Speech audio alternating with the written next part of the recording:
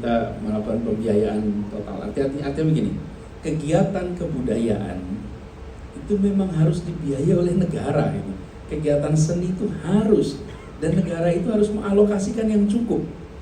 Jadi kalau kita ingin kegiatan seni budaya di sebuah bangsa itu berkembang, maka negaranya harus memfasilitasi. Dan kalau dihitung dengan besaran skala budget sebuah negara, angka yang dikeluarkan itu sesungguhnya kecil dibandingkan dengan manfaat perkembangan kebudayaan yang akan terjadi di sebuah bangsa. Jadi kami melihat bahwa yang kita harus lakukan, apakah namanya subsidi atau apapun namanya, dan yang sudah dibayangkan di sini adalah hulu dan hilir. Hulunya adalah untuk aktivitas para senimannya, proses untuk bisa tampilnya. Hilir itu bagaimana kita misalnya nih, contoh, untuk menonton di sini kan harus ada tiket nih. Kita bisa menyiapkan bahwa ada program nonton, jadi kita beli tiketnya, lalu siapa yang diundang? Ya mereka-mereka yang masih generasi baru yang dirangsang untuk tumbuh, itu dihilir. Bagaimana negara hadir memastikan kursi terisi, tapi bukan beli kursi begitu saja, tapi beli kursi untuk regenerasi seniman di Jakarta, beri kursi untuk pemunculan seniman-seniman baru di Jakarta. Jadi bukan sekedar kita melakukan pembiayaannya saja. Jadi saya melihat komitmen untuk pembangunan kebudayaan itu harus terwujud dalam bentuk fiskal, harus bentuk fiskal. Jadi kalau sekarang misalnya, sekarang udah dibuka di bulan September, sampai dengan akhir tahun tim ini bisa dipakai 0 rupiah, gak bayar sama sekali. Dan itu artinya kita yang menutup seluruh pembiayaannya.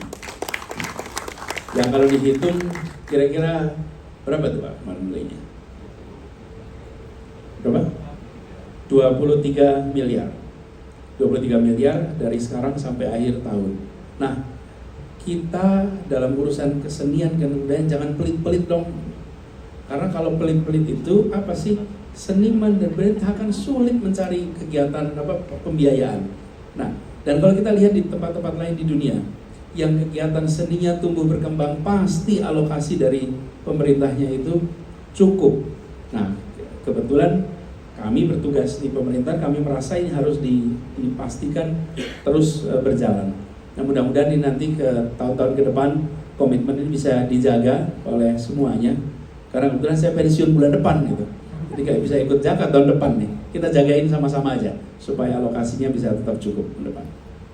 Bagaimana situasi atau persiapan untuk itu dari Pemprov?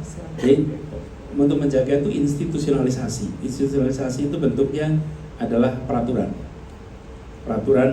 gubernur, kemudian apalagi kalau bisa nanti menjadi perda, kemudian dari sana diturunkan dalam bentuk anggaran yang tercermin di dalam rencana kerja pemerintah, lalu muncul dalam AP kebudayaan. Karena selama ini belum ada namanya BUMD bidang kebudayaan, hampir selalu bidang-bidang yang lain.